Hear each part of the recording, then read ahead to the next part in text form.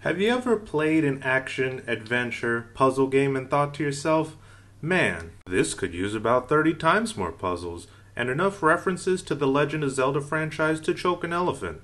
Then you are exactly the demographic the folks at Ludosity were looking for when they made Ittle Dew. It's a love letter parody to the action puzzler adventure franchise, even referencing stuff like that crappy 90-degree sword swing from the Game Boy Zeldas. The story focuses on our hapless duo Ittle Dew and Tipsy, shipwrecked and floating on wreckage.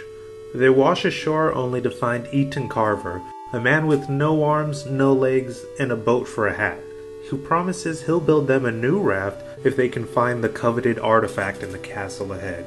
And armed with only a stick and plucky attitude, our hero rushes headfirst into danger. Even though Ittle Dew and Tipsy are working off the Link-Navi dynamic from the N64 Zelda titles, there's an interesting deviation from the inspirational material here already. Ittle Dew's not saving any princess or trying to defeat an ultimate evil in her land.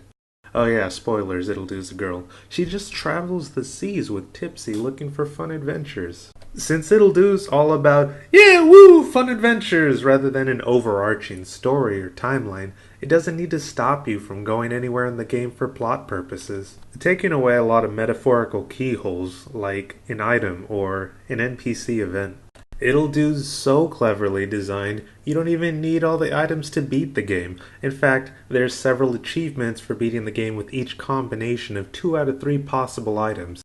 Getting these items can be a big load of crap. You have to find the treasure chests full of money in the castle first, then you take your money to Eaton Carver for the chance to get the item in question. You're stripped of your items and sent to the corresponding themed dungeon somewhere on the island, with only your stick. Imagine this in your day-to-day activity. You go to Home Depot to get a circular saw to make a workbench, and as you pay at the register they say, "I'm sorry sir, but we're sending you back to aisle 7 to a wood-themed dungeon where you must use the circular saw to overcome the obstacles ahead. Also, there's a dragon at the end of it. New store policy." Oh yeah, and when you finally get back, you find they threw your belongings in a trash can. Aside from the main story, this game has plenty of replay value to completionists and achievement hunters out there.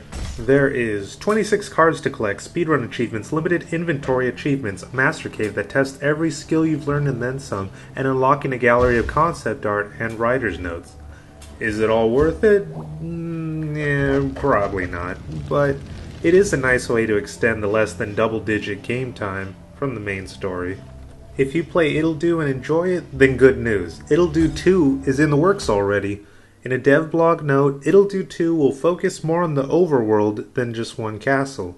It's divided into 8 progressively harder areas and can be accessed in any order, and the gameplay will focus more on exploration and combat, but will still have difficult puzzles. You can follow them at www.ludosity.com. In regards to the Zelda franchise, will Ittle Dew change the way you see it forever? No. Is it a deconstruction of the action-adventure genre? Certainly not. But it is a cheeky indie romp through the past in all its box-pushing revelry. Ittle Dew is available on Steam, GOG, the Humble Bundle, and the Wii U store. As they say in Sweden, hej då and farväl!